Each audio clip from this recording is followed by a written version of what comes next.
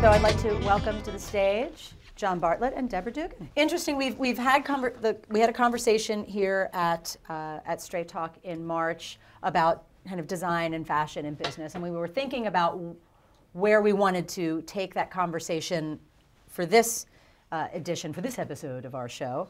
We were thinking about the themes that we had kind of done as an overlay, and meaning was the one that really came to mind, specifically around fashion, around design, around business, as it relates both to the community, but really having a deeper meaning for the business. Not just business for business sake, not just businesses that are trying to do well, but also do good in the process and have to do both. And so as we were thinking about the brands that came to mind, both of you popped to mind, so we're so glad to have you here.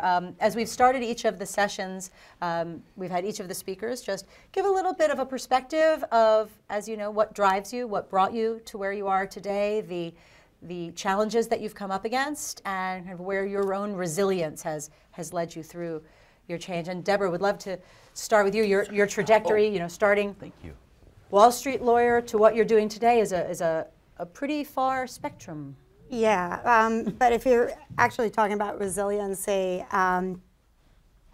you know, I think the last panel that I just sat in, you hear people's stories and you think, okay, what makes them break out, do something different, and gets them to who they are and knowing their voice. You know, I probably shouldn't have been a Wall Street lawyer. You know, my dad died when I was very young. My mom went to, you know, Bellevue, and so I lost both parents at the age of 6, and was raised very, very poor, and put myself through undergraduate school, and then put myself through law school, waitressing at the Copacabana restaurant, and then I actually was graduating from Utah, which at the time was $16 a credit, and I couldn't go to any of the New York schools, and the only way I ended up in Wall Street with Harvard-Yale people was that they had hired their class in the spring as everybody graduated, and they found themselves in October with so many mergers and acquisitions happening that they needed people literally to Xerox. And I raised my hand. I said, I'll come Xerox. I'll do, you know, whatever it is. So then I had to, you know, prove myself so much more than anybody else to be there. And I did. I mean, I worked 90-hour weeks, and I was sort of on this partnership track, and but felt, do I really care about the leverage lease of aircraft and the billion-dollar transaction and the trust that's made so that you don't have to pay the taxes? And even though it was intellectually interesting, it wasn't where my passions lie. And at that time, I was sort of a music maniac, which I think everybody is from 18 to 24, well, in life, and I think everybody's a music maniac in life. But I really would, you know, go out late at night, listen to bands, even after getting out of work. And so I started volunteering at Volunteer Lawyers for the Arts here in the city, and just doing pro bono work for musicians. And then, even with all my student loans and everything, one person at Volunteer Lawyers for the Arts said they actually need somebody to run it, and would I know anybody? And I took a huge cut in pay and ran Volunteer Lawyers for the Arts, and I was whistling to and from work. Like, I knew I had done the right thing. And then from there, I got hired by EMI Records. I was running labels for 8 years at EMI, so I segued from straight lawyer to business affairs, doing deals, to having a mentor that said, you know, you should come out of your office more because you sort of always picking the hit single and you got good taste for the album cover. And, you know, and so I ended up branching out because, again, somebody noticed that in me. And then started on this whole other career.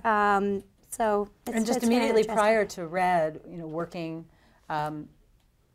really helping brand, you know, working in branded entertainment first. I mean, even a rock star is a brand, you know. So at EMI, you know, I got to work with each of the Beatles, but John. I got to work with very high-profile people.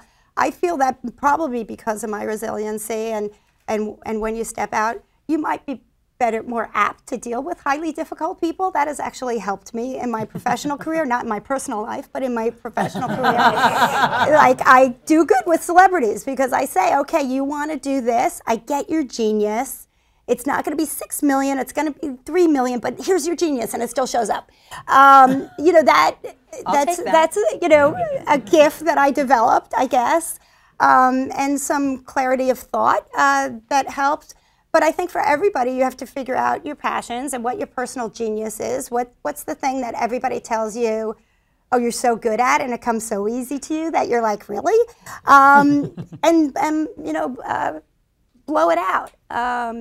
And so I guess I've been fortunate because I happen to love music, literature, film. I've worked at EMI Records. I've worked at Tribeca Films. I've worked in publishing.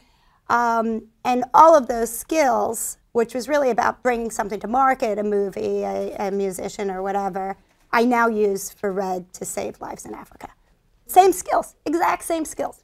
But now really doing good. But now doing good. Now, John, in addition to Fabulous Design, you also have an organization that is saving lives in a different, very important lives. How many people here have pets? How many people here don't have pets but wish they had pets? Okay, that's everybody else. Okay, that accounts for everybody. Okay, animal lovers in the house. Yeah. Excellent. So, you know, people may know John Bartlett Design, but they may not know Tiny Tim. Right. Yes. Well, I'll give a little, just like a little background history. I grew up in Cincinnati, and I went to undergrad. I was the other kid that got to go to Harvard and had like, I mean, I felt very, very blessed and had very supportive parents. And I studied sociology at Harvard, and yet I always loved clothes and fashion, and I found that fashion to me was a great way of expression, especially to express my sexual identity. After I graduated from Harvard, I really wanted to, I was torn. I wanted to go into fashion, but I also wanted to go into social work. So the summer after I graduated, I worked for a Catholic social service and went around and did home visits and realized like that really probably wasn't what I wanted to do. But the reason I bring this up is that I remember my father said, you can do more for the world or more for your community if you're doing what you love. And rather than being a social worker, I decided to become a fashion designer. And that's always stuck with me that he said that. And I've had the opportunity, because of being in the fashion community, there's just so, they really get behind things, whether it's raising money for AIDS and HIV, for breast cancer. And the fashion community has been very instrumental, especially with AIDS, because we were so hard hit. So working in the fashion industry, I've been able to do a lot of things and get involved with a lot of incredible organizations. Housing Works, for example, have been incredible. And so all throughout my design career, I've gotten to do a lot of cool things on the side. And then the last couple of years, I had kind of a, for lack of a better word, an awakening. And I decided to go vegan, stop eating meat, stop wearing leather. Had this whole thing, and in the fashion world, luxe brands are all about leather and fur and basically animal things that you wear. So I've had an incredible journey over the last couple of years of trying to speak out against fur, for example, in my community, which is very hard, trying to approach other designers. But I've also gotten very involved in animal rescue, and I work closely with the North Shore Animal League, Animal Haven, which is down here downtown, and my own dog, Tiny Tim, who died a year ago, is my logo, and he's a three-legged rescue dog. And after he died, I started visiting the local shelter here, the kill shelters, and helping out with a program that's called the Compassion Program. And these people go in and volunteer, and they basically get the list of the dogs and cats, the dogs specifically that are on the euthanasia list for the next morning, and they take those dogs out for their last walk. They give them their last meal. They prepare their beds for them. And so I'm going to start crying. I started shadowing the people that did this work, and it was so powerful to know that you're walking this dog for its last time. And it was just like, the people that do that work to me just blew me away. But while I was at the shelter helping these people do this, I met these people that would come in, and they have independent rescue groups, and they would pull the dogs, as many as they could, and find foster homes for them, get them to the vets, whatever. So I met a lot of people doing independent rescue. So I decided to start a foundation in my dog's name, Tiny Tim, called the Tiny Tim Rescue Fund. And the money that I'm raising money from my own sales and also through a couple of other ventures to give money back to the independent rescue groups so that they could save more animals' lives. And that's what I learned. These people said we could save more dogs and more cats if we had more money. And so I'm focusing my design efforts as well to try to make an impact in that industry, which is, in this city, is very, very hard because there's about 33% of the dogs and cats that are brought into the city shelters are put down. And there's no reason for that. So that's why all these independent rescue groups are, to me, very important.